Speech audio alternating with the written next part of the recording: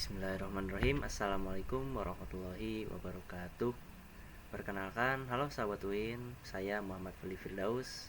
Saya dari kelas Hukum Keluarga C semester 1. Di sini saya akan menjelaskan tentang hadis mursal kafi, yang mana materi ini adalah materi mata kuliah Ulumul Hadis yang diampu oleh Profesor Dr. Haji Muhammad Anton Athoillah MM.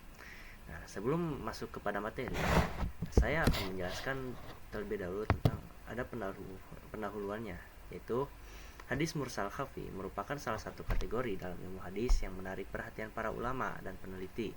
Dalam kajian hadis, istilah mursal merujuk pada keadaan di mana seorang perawi tidak mendengar hadis secara langsung dari sumbernya, meskipun ia pernah bertemu atau hidup pada masa yang sama dengan sumber tersebut.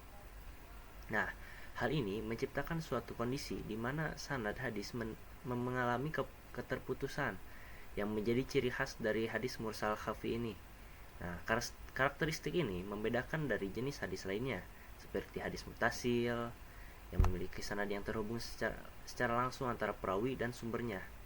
Nah, dalam konteks keilmuan, pemahaman yang mendalam mengenai hadis mursal khafi ini sangat penting, mengingat perannya yang sangat signifikan dalam pengambilan keputusan fikih dan praktik keagamaan.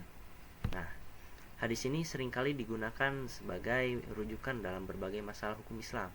Meskipun statusnya yang lemah atau dhaif, menjadi tantangan tersendiri bagi para ulama. Oleh karena itu, penting untuk mengeksplorasi bagaimana hadis mursal khafi dapat diterima atau ditolak dalam konteks hukum Islam.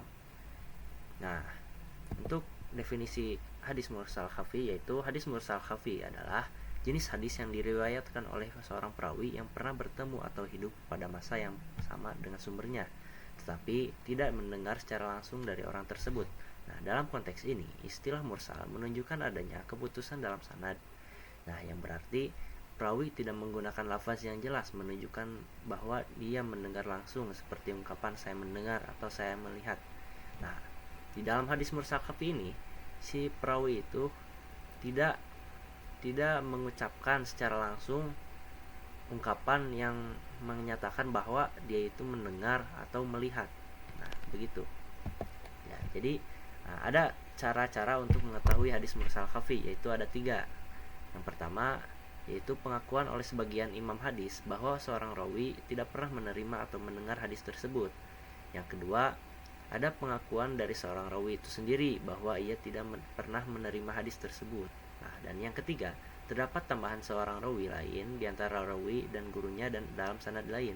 Namun hal ini menjadi perdebatan di kalangan ulama karena hal ini bisa jadi hal ini tergolong dalam kasus al-Bazid fi muttasil al-asanid.